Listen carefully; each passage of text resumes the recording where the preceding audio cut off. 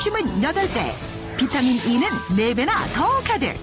항산화 효과, 리놀렌산, 콜레스테롤 저하, 옥타코사놀 등 풍부한 영양소를 자랑하는 영양의 보고, 현미.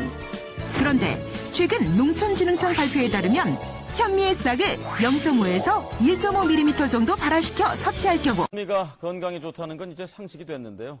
특히 싹을 틔운 발화현미가 성인병 예방에 효과가 좋다는 게 연구로 확인됐습니다. 이윤희 기자입니다. 이 뷔페 식당의 점심 메뉴. 현미밥에 현미떡국, 부침개며 후식까지 현미가 주 재료입니다. 몸이 좀 가벼워지고요. 변비에도 좋고 혈색도 맑아지는 것 같아요. 특히 싹을 틔운 발화 현미가 주된 연구 대상. 농촌진흥청 실험 결과 현미의 싹을 0.5에서 1.5mm 정도 발화시켜 섭취할 경우 고혈압과 당뇨 예방 효과가 있는 가바 성분이 최대 15배까지 높아지는 것으로 나타났습니다.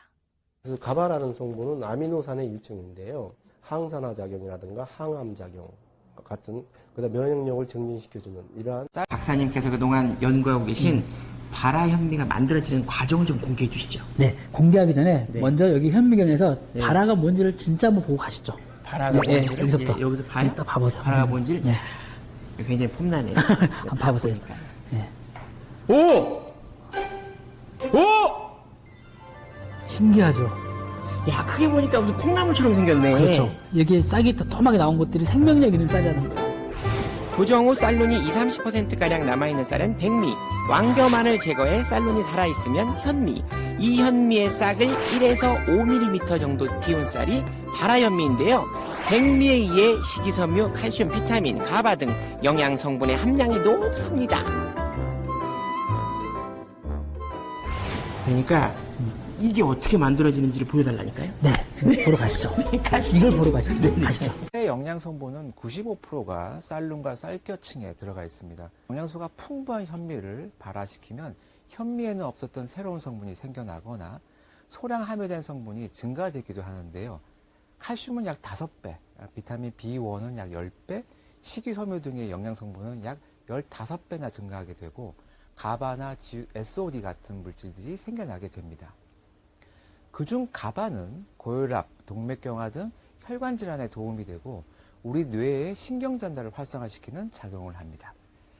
또 SOD라고 하는 활성산소 제거 효소는 강력한 항산화 물질로 우리 뇌 속의 유해 산소라든지 노폐물을 제거시켜주어 우리 뇌 건강에 큰 도움이 됩니다.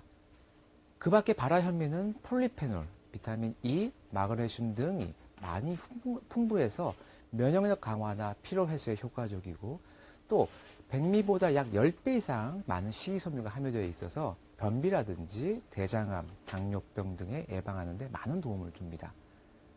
그뿐만 아니라 불포화지방산이 풍부하게 함유되어 있어 콜레스테롤과 지방을 제거해서 동맥경화 예방에도 효과적입니다. 이거를 가지고 밥을 해볼게요.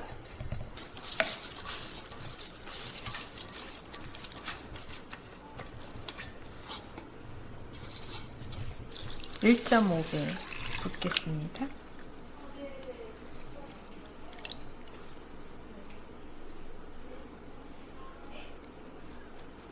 많이 불려놨기 때문에 1.4배 정도만 하셔도 돼요. 1.4배. 보통 현미밥은요, 냄비밥을 하기가 힘들어요. 압력이 안 들어가면. 부드럽게 되질 않아요. 근데 발화현미밥은 냄비밥이 가능해요.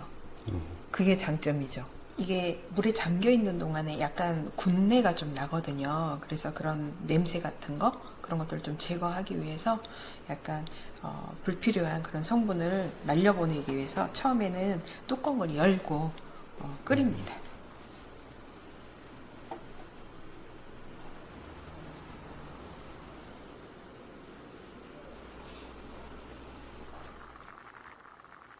지금 이렇게 좀 잔 거품이 나오잖아요. 그러면은 이제 불을 약불로 줄이시고요. 뚜껑을 닫아요. 그래서 20분 밥을 지으시면 됩니다.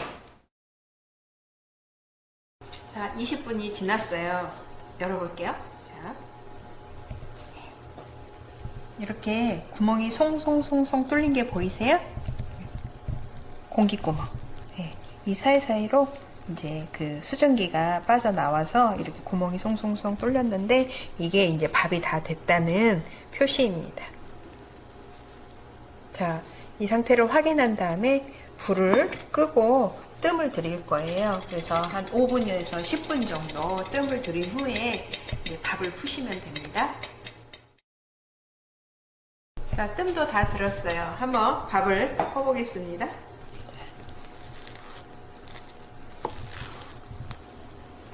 보시면 이렇게 놀지도 않고요. 굉장히 밥이 잘 됐어요. 보면 이렇게 껍질이 잘 터져서 속에 하얀 살이 보이죠? 밥이 잘 됐다는 증거예요. 압력밥솥에서 할 때만큼 찰지진 않지만 일반 냄비로 지은 밥은 또 그 나름대로 가벼운 식감으로 드실 수 있어서 굉장히 좋은 것 같아요.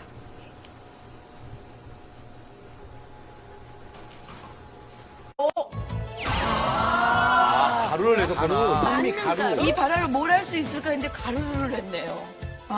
가루를 내서 감 잡았다. 저거를 뭐 응용할 때가 많겠죠?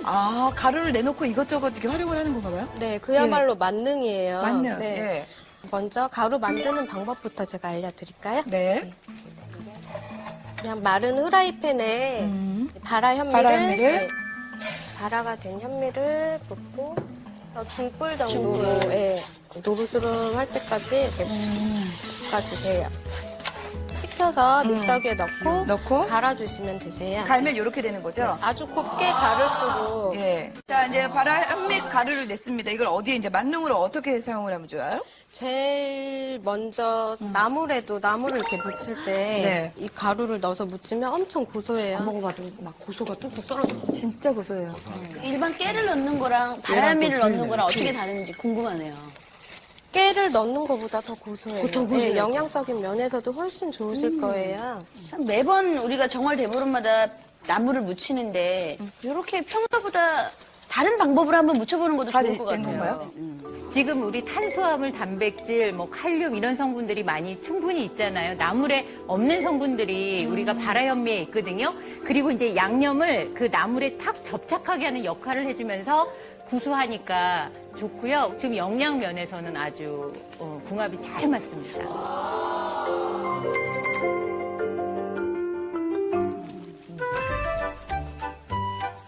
어때요? 고소하네. 들깨하고 뭐 그런 거하고 비교가 안 돼. 거의 깔끔해. 지금 고사리의 맛을 그대로 같이 이렇게 보조 역할을 충분히 해주면서 식감을 더 돋궈주는 역할? 자, 다음은 뭘 할 수 있을까요? 가루로? 제가 이제 아이가 있다 보니까 아이스크림 이런 거를 집에서 자주 만들거든요. 네네. 아이스크림 만드는 방법도 제가 정말 간단하게 만들 수 있는 방법 알려드릴게요. 네. 맛있겠네. 우유를 한 100ml 정도 제가 어림잡아 넣어볼게요.